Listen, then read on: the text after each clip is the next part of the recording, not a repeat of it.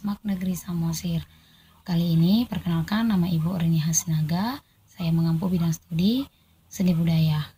Nah, saat ini Ibu akan membawakan materi tentang kepramukaan. Pramuka itu adalah kependekan dari atau singkatan dari Praja Muda Karana. Dalam pramuka itu ada motonya, yaitu moto pramuka itu adalah Satyaku Kudarmakan, Dharmaku Kubaktikan. Nah, pramuka itu lahir setelah adanya gerakan pramuka ditandai dengan serangkaian peristiwa yang saling berkaitan, yaitu pidato presiden atau mandataris emperes di hadapan para tokoh dan pemimpin yang mewakili organisasi kepanduan yang terdapat di Indonesia pada tanggal 9 Maret 1961 di Istana Negara.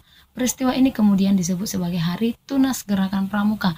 Setelah adanya Hari Tunas Gerakan Pramuka, ada juga pernyataan para wakil organisasi kepanduan di Indonesia yang dengan ikhlas meleburkan diri ke dalam organisasi Gerakan Pramuka dilakukan di Istana Olahraga Senayan pada tanggal 30 Juli 1961. Peristiwa ini kemudian disebut sebagai Hari Ikrar Gerakan Pramuka. Nah, setelah adanya Hari Ikrar Gerakan Pramuka, ada lagi disebut dengan Hari Pramuka, yaitu yang jatuh pada tanggal 14 Agustus tahun 1961. Nah, sekilas tentang pramuka itu. Nah, pramuka organisasi pramuka sudah merambah ke seluruh dunia dan bertujuan untuk melatih fisik, mental, dan spiritual para pesertanya dan mendorong mereka untuk melakukan kegiatan positif di masyarakat ataupun di lingkungan kamu. Nah, dan ada lagi yaitu tentang Scout Movement atau gerakan pramuka didirikan oleh Robert Baden-Powell, seorang pensiunan tentara Britania pada 1907. Saat itu terdapat lebih dari 38 juta anggota pramuka di 217 negara dan itu disebut dan diperingati Hari Pramuka sebagai tanggalnya 14 Agustus. Nah, di dalam pramuka ada beberapa golongan, yaitu yang pertama itu ada golongan siaga, ada penggalang, ada penegak, ada pandega, dan pembina.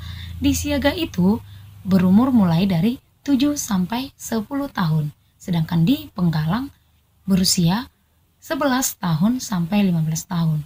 Di penegak berumur 16 tahun sampai 20 tahun. Di pandega itu berumur 21 tahun sampai ke 25 tahun.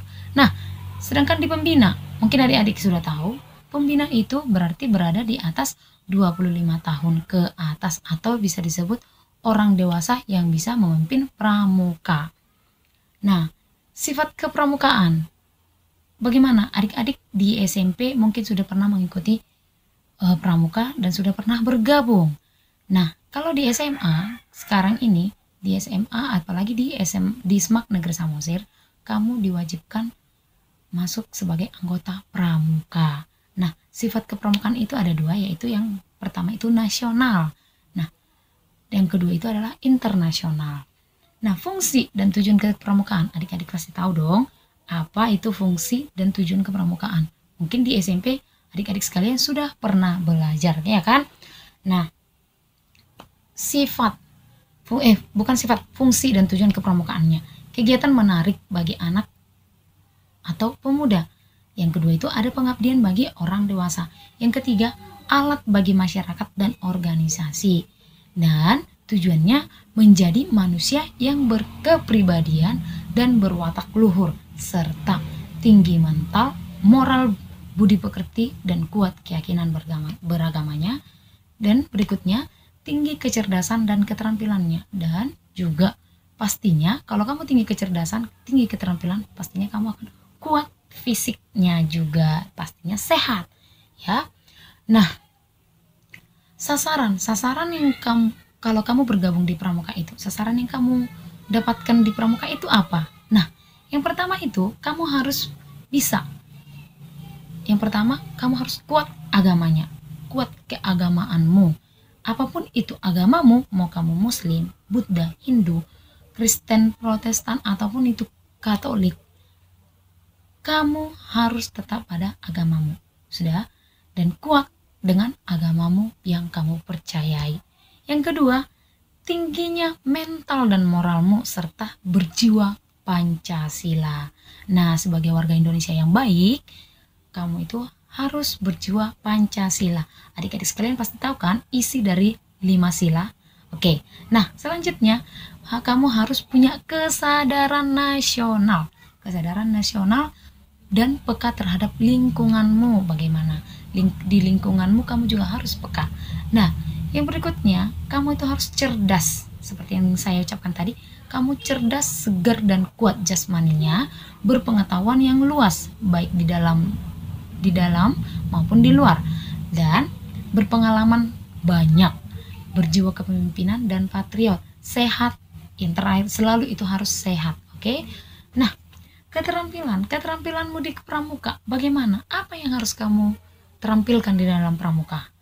Nah, di dalam pramuka itu ada beberapa keterampilan. Yang pertama, spiritualmu, itu fisikmu, emosionalmu, keterampilan manajerialmu, keterampilan sosialmu, intelektualmu, dan keterampilanmu mengenal alam. Oke, keterampilan spiritual pastinya udah tahu ya yang namanya spiritual, tentang keagamaan, agama yang sudah kamu anut.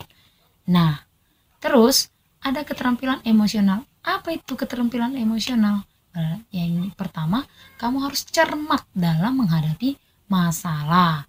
Kamu harus bijak, kamu harus sabar, tidak boleh tergesa-gesa, menghormati lawan bicaramu. Kamu harus sopan santun di dalam berbicara kepada orang tuamu, kepada orang yang lebih dewasa denganmu, atau dengan sesama temanmu.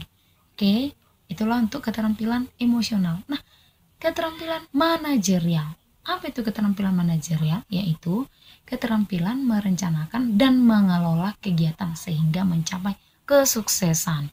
Pramuka yang memiliki keterampilan manajerial diantaranya memiliki keterampilan yang pertama, kepemimpinannya. Bagaimana perencanaan, pemrograman, dan pelaksanaan kegiatan. Terus berikutnya kamu harus bisa mengatasi administrasi. Kamu harus bisa memegang administrasi dan memegang hubungan yang baik antar instansi atau di penyusunan pelaporan yang lainnya. Nah, berikutnya ada keterampilan fisik. Keterampilan fisik, apa itu yang tergolong ke dalam keterampilan fisik? Yang pertama itu kamu harus tali temali. Nah, yang kedua kamu itu harus memahami peta, memahami kompas, dan harus tahu cara menggunakan kompas tersebut. Yang ketiga, kamu harus mengetahui arti dari isyarat dan sandi-sandi di dalam kepramukaan. Oke. Nah, selanjutnya kamu harus bisa mengenal alam. Mengenali alam. Mengenal alam itu bagaimana? Kalau kamu pergi ke satu tempat, kamu diajak berkemah di sana. Nah, berkemah berarti kamu harus tahu membaca situasi atau membaca alam. Yang pertama itu, kalau situasi kabut, apa yang harus kamu lakukan? Nah, kalau di situasi panas atau matahari panas, apa yang harus kamu lakukan? Dan yang ketiga itu, kalau binatang itu datang ke tempatmu, ke tempat kamu camping, apa yang harus kamu lakukan? Apalagi binatang buas. Nah, dan yang berikutnya kamu harus pintar dalam membaca tanda-tanda jika cuaca akan buruk. Nah, dan yang berikutnya ada keterampilan sosial. Keterampilan sosialmu harus bagus di dalam pramuka itu. Nah, apa itu yang termasuk ke dalam keterampilan sosial? Nah, di keterampilan sosial itu kamu harus terampil di dalam P3K, pertolongan pertama pada kecelakaan. Nah, yang kedua itu kamu harus terampil di dalam pengamanan masyarakat ataupun pengamanan di dalam kelompokmu. Dan setiap kegiatan kepramukaan biasanya telah mengembangkan beberapa keterampilan sekaligus, ya kan?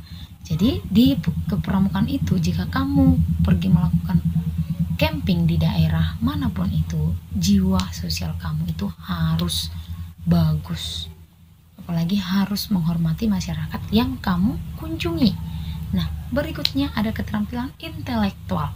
Nah, apa itu jenis-jenis dari keterampilan intelektual? Yang pertama, yang harus kamu dapatkan dari pramuka itu yang pertama, permainan game, jigsaw, menjodohkan potongan-potongan. Nah, navigasi, improvisasi, problem atau masalah-masalah sosial, masalah budaya dan pendidikan. Kamu harus intelek di dalam permainan, di dalam masalah sosial, masalah budaya, masalah pendidikan, kamu harus intelektual. Nah, kalau kamu sudah bergabung di Smart Negeri Samosir, kamu juga harus lebih intelektual lagi. Oke? Nah, dan yang berikutnya di dalam pramuka itu ada yang harus kamu ingat, yang harus kamu ikut. Yang pertama itu ada Trisatya dan ada juga Dasadharma. Nah, adik-adik sekalian harus tahu apa itu isi dari Trisatya dan juga isi dari Dasadharma. Nah, itu sekilas tentang kepramukaan yang bisa saya sampaikan. Mungkin kalau kamu sudah bergabung di SMAK, kamu harus aktif di pramuka. Oke? Salam pramuka.